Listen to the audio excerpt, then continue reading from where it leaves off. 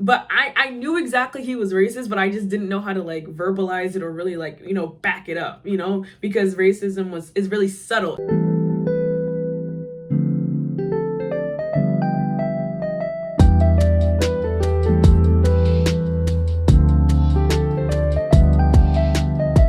Hey you guys, in today's video, I'm gonna just take I'm like reflecting a lot. Let me not lie to you, especially because it's almost the end of the year. I'm just reflecting a lot about a lot of things, and I'm working on a lot of different projects for school. So it has me thinking about a lot of personal stuff. So I guess I just wanted to get on camera and just like talk, I guess, and just share some experiences, and hopefully you guys feel some type of way about it, or you guys can relate to it. I would like a thumbs up, subscribe, set your notifications, do all that good stuff to just, make sure you get my videos and stuff. I'm going to be trying to post more content and create more content because this is actually fun for me, and it creates a good thing for, I don't know, it just makes me feel good. It makes me feel like I'm doing something, even if I'm not, I'm doing something, I guess. I'm going to be talking about how it was for me growing up in upstate New York as a Black girl. It's a lot. Like, I just have a lot of thoughts and feelings around it, especially because I'm working on a lot of projects. For my master's program, I go to CUNY-J, the Craig Newmark School of Journalism, and I'm studying social journalism right now. And in that program, you get to choose a community that you cover for the whole program. It's like 3 semesters long, year and a half, I guess. You get to choose one community, and that community you cover for the whole entire semester, and you get stories out of them, and you just create a new type of journalism where, the stories are coming out from the community, like they've taken part of the journalism process. So that's what I'm doing, and I'm doing it specifically with Black women from upstate New York, specifically Schenectady, because that's where I'm from, but like also from the rest of the 518. So anywhere from Troy, Albany, Cohoes, Scotia, all those areas. I'm trying to get the voices and the stories of Black women. So all of that just has me thinking about so much, like, especially because I was originally born in the Bronx in 1995, and then we moved upstate. My mom moved upstate for better job opportunities, blah blah blah, all that good stuff. Plus it was expensive living out here, that's what she's told me. And we moved upstate when I was around like 10-11 years old, so I would say 3rd 4th grade. And from there until I was like 21 years old, I was living in Schenectady, New York, upstate New York, and that's where I was raised. That's where my community's at. Like, that's all me. That's why I was raised. That whole experience was just like a lot, like, especially now that I'm older and I have the language, and I've gone through schooling, and I've done my own research outside of school, and I've just read my own stuff, and just understanding like racism on a deeper level has made me like reflect on the situations and the things that I experienced back upstate around a lot of white people. The microaggressions were real. It's so funny because back then I really I was one of those girls where I really had no problem calling someone racist, but I just couldn't defend myself or like really have the language around how their racism was or what it was. So, people would just honestly like brush it off or like not pay attention. I legit remember I used to, and I always talk about this guy because I still to this day, I'll never forget it. I used to always call him racist. And we had mutual friends. We had like a history class together, and I remember I said it out loud, like, I think this man is racist. And people, even like my white friends, would think that I was joking or wouldn't take me seriously, or Niamra, what are you even trying to say? And and it's like nobody took me seriously back then. And I was like, what? I was starting school like 2010 to 2014. But I knew exactly he was racist, but I just didn't know how to like verbalize it or really like, back it up, because racism is really subtle. I just want to stress right now that I need you guys to understand how racist they were. Like, the white people in my high school were actually racist. Like, I don't know if I really stressed it enough, just like, because I'm editing this video right now, and I'm like, no, they were racist. I was a Black girl in a very racist environment. Them white people were racist. Them white baseball boys were racist. They were just very racist. And us as Black kids, we just didn't have the language or the tools to be able to point out the racism. But it was there. The teachers were racist. A lot of them were racist. It was a very racist environment. And they made it very clear. And it was so awkward because They hated black people, but they loved black culture. I'm talking about every summer going to see Drake, having the newest J's, knowing the newest rap songs, but they hated black people, and they just hated Schenectady black people. So it's just really funny to me. Just saying. Especially in New York State and upstate New York, like you're around a lot of white liberals, so like they make it seem like race is not a thing. Like especially when I like where I was coming from, they really make it seem like race is really not that big of a deal. At least when I was growing up. I don't know how it is now, but when I was growing up, you know, it really wasn't about race. It was more about your character, blah blah blah. And I was definitely like whitewashed into that. I'm not gonna even lie. I was like sucked into that. But I remember, and anybody that knows me personally and knows who I'm talking about, you know exactly what I'm talking about. I used to call him racist all the time. And honestly, to this day, I still stand by that. And he probably voted for Trump. And I believe it. I come from an African immigrant household, so we were low income and we were African immigrants. So just like living in a culture where like it was like African based, and then coming out and going to school where it's like very American based, I like was definitely like experiencing things differently. And I was able, but at a young age, I do appreciate that, because at a young age I was able to really grasp or understand the ideas of thinking outside of like what you know, because I was just shifting all the time. And just being in those spaces, I just remember wanting to be liked. I remember wanting to have friends. I wanted to like be like, that's how I was when I was younger. I just wanted to like be around people. And like from a young age, I noticed that it wasn't okay to be black, or like the certain kind of black. Like it was weird. Like so like what I try to explain sometimes with people is that like in Schenectady, like the way it was, like you had like certain type of black girls. You had like the black preppy girls who like honestly low key like erased their white or their blackness in some cases. I don't know if it's how it is now again, but like back then you had black girls who really wasn't associating too much with their blackness. Then you had black girls who were like kind of quote unquote hood. That's like lack for a better word. And I kind of like didn't really fit in either one. I mean, at some point I really was that black girl, because like I had nothing but white friends. And it was like weird because it's like I just felt comfortable around them. Like I felt comfortable, but it was weird because I felt comfortable, but it was a weird comfortable, because it was like, yeah, they're my friends, but I didn't know if they really liked me that much. I was like their butt of their jokes. I feel like I was like more of like entertainment for them. I don't know. It's so hard because even now it's not to say anything bad about anybody. I was like that friend because I was like loud and outgoing and like doing all this stuff. But yeah, so I was like also a social butterfly, so I always talked to a lot of people, and I was saying hi to people, being mad loud in the hallways. I was really that. It was weird because I wasn't like hood or anything. I was just loud. I was a loud black girl. Like I was a loud black girl, but I didn't mean any harm. I truly didn't. Like anybody that knew me personally, even the teachers, like some of them, not all of them, but some of them knew I didn't mean any harm. I was just a loud person and my voice carries. So that's how I was when I was younger. It was also weird just because like I didn't have a lot of money. Back then, it's like you were cool or popping when you had like money to like dress real nice or dress a certain kind of way or afford a certain kind of shoe or whatever. And my mom was not playing that. She had 4 kids. She was not doing that. I couldn't really keep up with trends. Like that wasn't something I could do, which sucks. I feel like that's why now I take advantage of me being able to do and spend things that I want, because I never really was able to fit into trends or stuff when I was younger. Like I wanted to. I tried sometimes, but it didn't work. Like it didn't work for me, to be honest. And I also like was going through my own mental health issues. Like I have ADHD and anxiety, and I wasn't diagnosed until I was like 19 years old. So throughout high school, I just like really felt bad about myself because I had these issues that I didn't know was that. But like teachers tried, again, it was so hard because teachers did try to like help me and get me diagnoses and stuff. But like, again, I come from an African household, and, back then my mom wasn't really with that, mental health stuff or labeling her child, all in good reason. Her hesitations weren't bad. I mean, sometimes I wish that, I got certain treatment and stuff now, like, because now I'm working towards things better. But regardless, I just struggled with a lot of anxiety, and I just remember being sad sometimes, and it showed like how I felt about myself really showed in the way I dressed and I carried myself, because it was just like I was sad because I just felt like I didn't fit in that much. And I also had white friends who had money. Like, not to say they all had money, but some of them did have a little bit more money than I did, and a lot of the things that they wanted to do cost funds, and I just didn't have the money for it. So I couldn't really, like, it was just like a lot.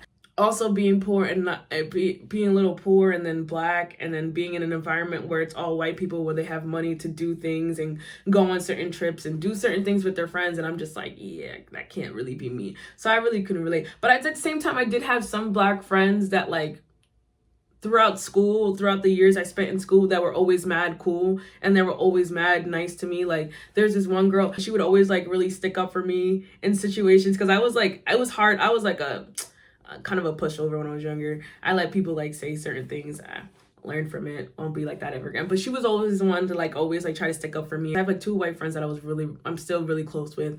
I had like these 2 friends that I played soccer with. They were dope as hell, and they were also black, but they were kind of mixed. But I really loved them and they were really great. So I had like good people around me, but it was like still hard because I guess it was more the mental thing.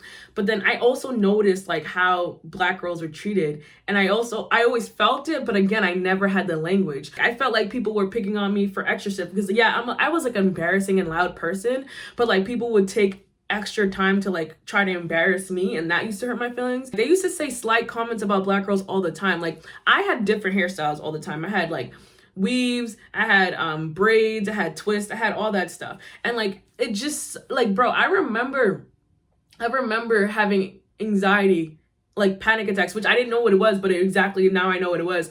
Before like my mom, or like, you know, pulling up to school from the bus and literally having a new hairstyle because I just wish that people wouldn't make a comment. Like I couldn't even change my hairstyle without someone making a comment. It's so hard because I know they didn't mean bad, but it's just like I wish I could have just like had my, you know, short, you know, pressed hair, and then the next day have twists and nobody say anything. I used to get so panicky. Like I used to run into the bathrooms and like, you know, just kind of hide in there before classes sometimes. I used to like rush to my class so nobody would really see me. I just remember just like changing my hair up, and like especially if I didn't like the hair and my mom just did it because she didn't want me going out the house looking crazy.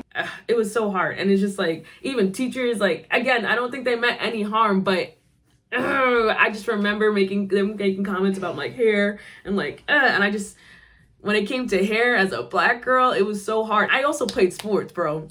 Oh, bro, nobody understand. The coaches didn't understand. The other white girls on my team didn't really understand. But you know, if I just had a washing set and it's raining, oh, I'm sweating out my washing set because I'm running a drill. Honestly, I don't even know why I played sports. And like a lot of other black girls did too, but I just always felt like it was only me struggling so hard with my hair. My hair would either sweat out or I got caught in the rain during a game, and the next week, literally, my hair would just be a frizz ball, and it would just look crazy, and I would look crazy, and I would try to look cute. I would try to like put little, you know, little ponytails and stuff.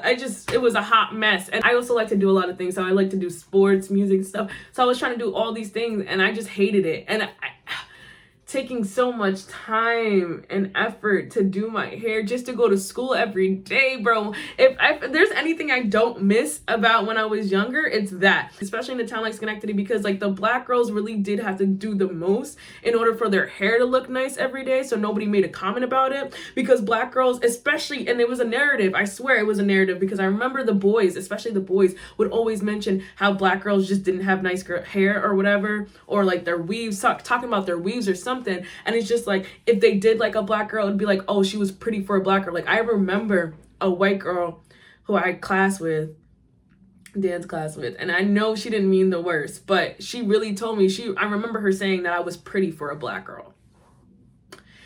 And like, it's like things like that I grew around with. And I just remember how much it did mess with my self-esteem. Like it really did. Like, especially again, my hair was my mom will tell you, it was always a journey. It was always a fight. It was so frustrating. It was always a problem when it came to my hair, because I just never felt like I had enough money, or I was talented enough to actually do my hair on my own. And it was just so much. And it felt like so much. Like it felt like so much pressure was on me every day to maintain. Like, especially with sports, I would come home late and like sad because damn, my hair is messed up and now I gotta go to class looking crazy. It was really hard, and like the people around me didn't make it any easier either. Also, my school was very diverse, so we had a good number of non-black people of color that went to my school. I'm talking about Asians, Spanish, Guyanese. We had some like Afghani, like Arab, and I'm not gonna say all of them, but a good amount of them were also just as racist as the white kids. They also perpetuate a lot of anti-blackness, and they were low-key just as bad. Like, probably not as bad, but just as bad, because sometimes they would just sit there and let the nonsense happen right in front of black people, especially black women. Honestly, everybody hated black women and girls in Schenectady, but like the non-black people of color were not as innocent. They were just as anti-black. Like my white friends, like they just didn't understand, to be honest, and that's just to their fault. They don't know anything about black girl hair. They're not gonna know. It's the same thing with my teachers and stuff, but it just felt so isolating sometimes. And I'm just glad that younger girls now have like the internet, like more. I mean, we had the internet too, like had MySpace and Facebook and stuff, but like now with YouTube really like getting to teach you how to do your hair and stuff like that. Like if I was really into it more and more brave and like had more of the products and had the money to get the products and stuff, I would literally be better. Like I would be a better 16-year-old. I just felt so, I just remember so sad. I remember nights like staying up late, so sad, and hating my hair, hating how I looked. And I just feel like being black just added to it. I do feel like I faced a lot of misogynoir. I felt like people were extra mean to me for no reason. Like they assumed the worst out of me. Like there are some cases where I wasn't being loud and people were either assuming that I was going to be loud or assuming there was something wrong with me. Or like when I would be like really passionate in class about certain things, I remember people assuming I was like angry for no reason. I remember that. I remember thinking that I was just so outrageous and so extra. And actually, in actual reality, I wasn't. You know, if anything, I feel like I was a lot more, like, I didn't realize I was like, had a confident and glow. Like my mom used to say it. A lot of people used to say that when I was younger, and I never saw it. I never believed that. Like inside of me, I never thought I had that, but like I did. And like people really reacted bad to it. And like, I remember just being kind of disregarded. Like I really feel like the community that I came from was just disregarding of me, especially because I was black, especially because I didn't fit into like the society, like the community's like ideas of like beauty standards and stuff. And it was really hard. And I think that's a major reason why I ended up leaving, because I just remember growing up as like even in my early 20s, like I'm 25 now. So when I was like 19, 20, I was just ready to get out of there. I was just ready to like change something, because I just felt so like I couldn't be the person I wanted to be here. I just felt so restricted. And I know people still feel that way out there. And that's why I feel like I want to continue to do the things that I do, because for the black girls out there, because it was really hard. It was really hard. Just like being, especially if you had like white friends who had the money to like go to college and go to prestigious schools and like get like certain things happening to them because their parents are more involved, like, you know, and like, I remember all these things and all these feelings. And it's just like, growing up as a black girl in America is really difficult, but it's just growing up in like kind of like a suburb, because Schenectady is like a suburban, I don't know, it's weird because it's like a urban town. I don't know, I don't even know what to call it, but it's kind of a city, whatever. But it's just like the area itself is full of like a lot of white people, and like the standards that like people have to keep for themselves in general is hard, like especially because people don't have a lot of money in Schenectady, but like we try to pretend like we do. It's like hard. And I was never like a quote unquote hood like girl. That wasn't really me either. But I had friends who I was really dope with. Like it wasn't, you know what I mean? But it was just not fully me. Like I'm not like that, like really like that. It was just a lot. And then like I always felt like I was being tested. I always felt like I was the butt of people's jokes. I really do. I always felt like people were just making fun of me just to make fun of me. I remember that whole feeling of black guys, like black teenage guys not liking me, or me feeling like they wouldn't like me because I was black. It was like very rare. Most of them liked the Spanish girls, the white girls, the mixed like biracial girls. So it was very rare for me to think that, you know, black men would like me. Like I knew that from jump. I knew that before I even got into like high school. I knew that like black guys didn't like, especially from my area, just wouldn't like me just because. And it's just like the way we talked about each other. Like guys in Schenectady would be like, oh, Schenectady girls are this and that, and they would just say so many crazy things. And I just remember just wanting to get out, because I just knew that this was not the place for me, at least at that time period. I was just like, this is not for me. Like I need to leave. Like I need to go. Like this is just not my area. And like now being in Brooklyn and just reflecting on a lot of things, it's just like I feel like no matter what, black girls will always have to go through so many things. Like they will just have to, experience what they do, because we live in a world that's just misogynoirnistic. Like, we just don't, they don't like us. We're not liked. But it's okay. But yeah, just growing up, I just remember like just knowing that it wasn't, and I just didn't feel pretty. I remember I didn't feel pretty until I moved, and like I think it was like my first semester from college, and I got like a different reaction from different, I guess, guys out here. And then also just like me just taking better care of myself, because I started building my self-confidence a lot more between like 18 to 20 years old. I was just building that up. All the things I couldn't do when I was younger because of money and stuff. Now I had a job and I was going to college and stuff that I was able to do. And I was able to really like build my self-confidence up. That was a great time period for me. So like I feel like all of that was just me trying to escape a lot of the like toxicity that was just living in an area like Schenectady, where like Black girls were just never like loved or like, you know, cherished or cared for. And like I felt that.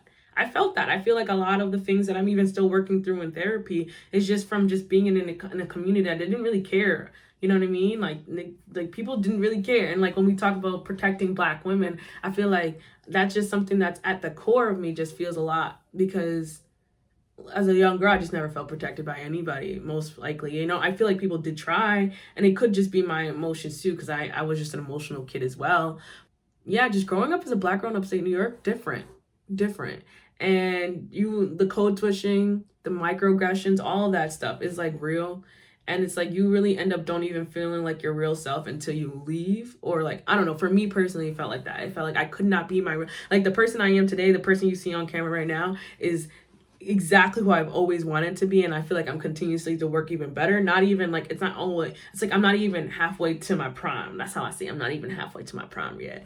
But like, I couldn't be her, I couldn't be this if I didn't leave. And it's just like, it's so hard, because I do think people should be able to like grow and be the best they can be, even if they can't leave. And I think so much, I spend so much time thinking of people who don't have the same opportunities as me to be able to leave and stuff. But this is why I want to like, you know, I guess like speak, write stories, and create things that like, you know, might give other people ideas and thoughts and opportunities, maybe hopefully, to like leave or do the things that will allow them to be their true selves.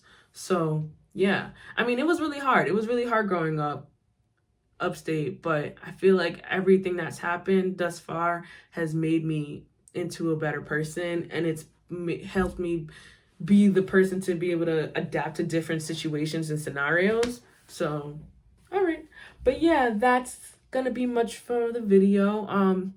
Put in the comments below if you can relate, if if you have a different experience, similar experience. I want to know your thoughts, everything. Let me know. But thank you for watching. I'll see you in my next video.